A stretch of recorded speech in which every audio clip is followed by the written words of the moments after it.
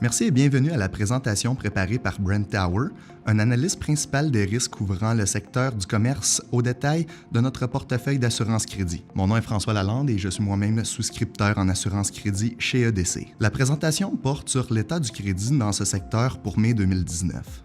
Aujourd'hui, nous nous penchons principalement sur le commerce de détail américain, la majeure partie de notre exposition aux États-Unis étant liée à notre portefeuille de commerce de détail. Nous commencerons par des tendances macroéconomiques et du commerce de détail, des perspectives et des prévisions pour 2019, puis des risques et des opportunités. Plus précisément, je voulais aborder la croissance économique aux États-Unis en ce qui concerne le PIB. Les dépenses de consommation représentent environ 69% du PIB aux États-Unis et ont un impact significatif sur le secteur de la vente au détail. Le PIB devrait augmenter entre 2,0% et 2,3% en 2019. La croissance devrait être stimulée par un bas taux de chômage record, atteignant 3,9% en mars 2019, le plus bas taux de chômage enregistré depuis 10 ans aux États-Unis. La croissance des salaires devrait se poursuivre, en particulier en ce qui concerne la croissance du salaire minimum. La confiance élevée des consommateurs est un autre facteur de croissance. Par contre, elle a quelque peu chuté en janvier et en février 2019 à la suite de la fermeture partielle du gouvernement et de la gueule de bois résultant de la vente d'actions en décembre 2018. Elle a depuis rebondi en mars et en avril 2019. Parmi les risques que nous voyons dans les tendances macroéconomiques, nous pourrions citer un éventuel différend commercial entre les États-Unis et la Chine et l'impact des droits de douane imposés sur le commerce de détail. Les détaillants ont-ils la possibilité de refiler ces coûts supplémentaires à leurs clients? Le marché du travail serré est un autre facteur négatif qui limite la capacité des entreprises à pourvoir les postes vacants et va également exercer des pressions sur les dépenses de personnel à venir. Les coûts de transport devraient être un autre facteur affecté par la hausse des prix de l'énergie et des coûts d'expédition associés aux ventes en ligne. Les questions à se poser sont quelles seraient les conséquences pour un détaillant en difficulté lorsque les conditions économiques changent et quand prévoyons-nous que les conditions économiques changeront? Après une récession, la croissance du PIB a généralement dépassé les 3%, ce qui indiquerait une forte croissance économique. Depuis la récession de 2008 aux États-Unis, le PIB a été positif mais n'a jamais dépassé 3% sur une base annuelle. La question est de savoir combien de temps cette dynamique positive de l'économie peut-elle se poursuivre. Il y a déjà 10 ans d'expansion économique aux États-Unis. À l'horizon 2020, le PIB devrait ralentir quelque peu, mais il devrait tout de même augmenter et devrait croître entre 1,7% et 1,8%. En ce qui concerne nos perspectives et nos prévisions pour 2019, les perspectives globales du secteur de la vente au détail de Moody's sont positives et les ventes devraient progresser de 5%. Cela correspond aux prévisions de croissance des ventes de la Fédération du commerce national en 2019. Elle s'attend à une croissance des ventes comprise entre 3,8% et 4,4% en 2019. Cette croissance s'explique par la vigueur de l'économie américaine et par le fait que les détaillants bénéficient des investissements réalisés dans le commerce en ligne et les efficacités opérationnelles. L'élan auquel ils s'attendent pourrait être freiné par les tarifs et l'augmentation des coûts de transport. Moody's note que le niveau de défaut devrait rester élevé au premier trimestre de 2019, mais ralentir à mesure que nous progressons en 2019. S&P a des perspectives négatives pour le commerce de détail en 2019, notant que le paysage de la vente au détail continue à évoluer sous l'effet des préférences des consommateurs, de la facilité d'entrée sur le marché et des tendances mondiales du commerce électronique.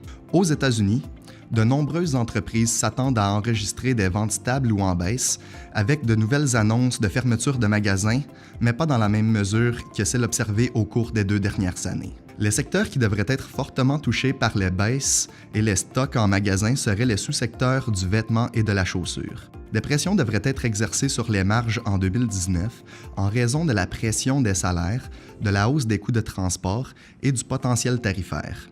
S&P note qu'en 2019, ils s'attendent à une nouvelle année de défaillance des détaillants. Ils ont enregistré 10 défauts en 2018 et 11 défauts en 2017. Depuis le début de l'année 2019, nous avons déjà vu 3 défauts. Payless, Charlotte Russe et Full Beauty Brands en sont des exemples clés.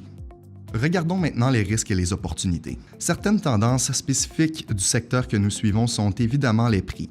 Les consommateurs sont très sensibles aux prix et ont tendance à rechercher les meilleures offres. La possibilité pour un consommateur d'être dans un magasin, De regarder un article et d'obtenir le prix du concurrent sur son téléphone est un défi spécifique pour le commerce de détail. La démographie millénaire est également un défi pour le commerce de détail. Les milléniaux constituent la plus grande génération de la population aux États-Unis. Ils ont tendance à dépenser leur budget discrétionnaire en expériences et en divertissement, par opposition aux vêtements. Lorsqu'ils font leurs achats, la majorité de leurs achats sont effectués en ligne. Une autre tendance qui se poursuivra serait la pénétration des marques de distributeurs. Les marges associées aux marques de distributeurs sont nettement supérieures aux marges de pénétration des marques de magasins nationaux. On s'attend à ce que les entreprises continuent d'accroître leur pénétration des marques de distributeurs. Cette tendance soulève la question de savoir comment une entreprise se différencie de son concurrent. Macy's et son acquisition de Bluemercury en sont un exemple. Cela les a aidés à diversifier leurs sources de revenus. Bass Pro Cabela, qui tire une partie importante de ses revenus de ses cartes de crédit de marque, constitue un autre exemple. Il reçoit tout de même des revenus lorsque les clients utilisent sa carte de crédit pour effectuer des achats chez un autre détaillant. Nous passons aux ventes en ligne. Les ventes en ligne représentaient 16 % du total des ventes au détail en 2018. Cela représente une hausse de 8 % du total des ventes au détail en 2008. Selon les estimations, ce chiffre augmentera jusqu'à 25 % d'ici 2026.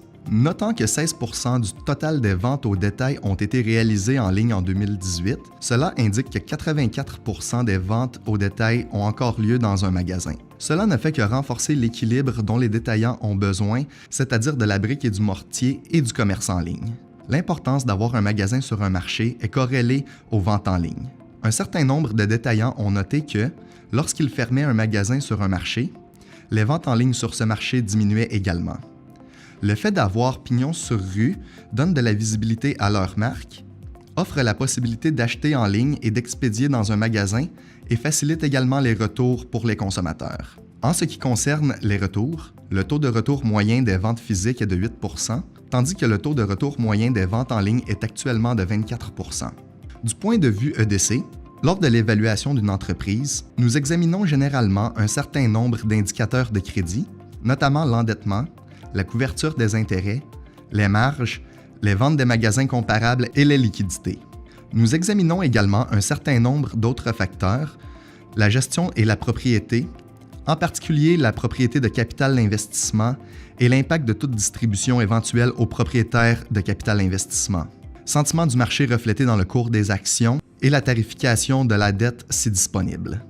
Le risque de refinancement est un autre facteur clé que nous examinons, notant en particulier qu'au cours des dernières années, un certain nombre de détaillants en détresse ont eu du mal à refinancer leurs dettes. Le soutien des fournisseurs est un autre facteur clé. Une entreprise a-t-elle la capacité d'absorber une baisse du soutien des fournisseurs? Nous soumettrions normalement à une contrainte prospective la baisse de l'assistance des fournisseurs. Nous examinerions également le sous-secteur dans lequel une entreprise particulière opère, ainsi que la tendance et les perspectives de ce sous-secteur. Passons au secteur spécifique. Moody's décompose la vente au détail en 13 sous-secteurs différents. Si nous examinons les bénéfices d'exploitation pour le commerce de détail global aux États-Unis, 3 des plus grands sous-secteurs seraient les discounters et les clubs entrepôts, représentant 20 % du bénéfice d'exploitation, l'amélioration de l'habitat représentant 19 %, les pharmacies représentant 10 %. Les autres sous-secteurs notables comprennent les vêtements et les chaussures à 5 %, les grands magasins à 4 % et hors prix à 5 %. Maintenant, les sous-secteurs d'intérêt spécifiques. Dans les grands magasins, le bénéfice d'exploitation des grands magasins pour 2019 devrait en fait diminuer. Sur les 13 sous-secteurs examinés par Moody's, il s'agit du seul sous-secteur qui devrait enregistrer une baisse de son bénéfice d'exploitation en 2019. Les grands magasins continueront de faire face à un défi des ventes en ligne. Ils doivent également mettre l'accent sur la réduction des stocks tout en améliorant les délais de production des produits. On s'attend à ce que les grands magasins continuent de rationaliser leur base de magasins en 2019. Passage dans le sous-secteur des vêtements et des chaussures. Les habitudes de dépenses ont changé. Les consommateurs dépensent moins pour l'habillement et plus pour le divertissement et les expériences.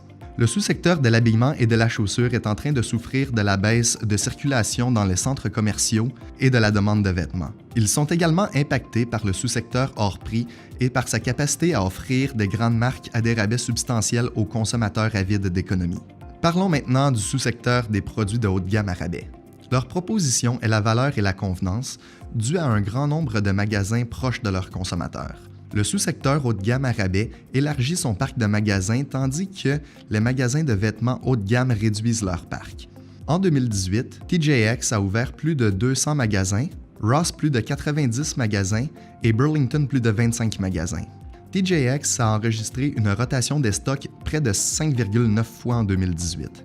Le groupe Ascena a eu une rotation des stocks à 4,2 fois en 2018 et finalement Macy's a eu une rotation des stocks à 2,7 fois en 2018.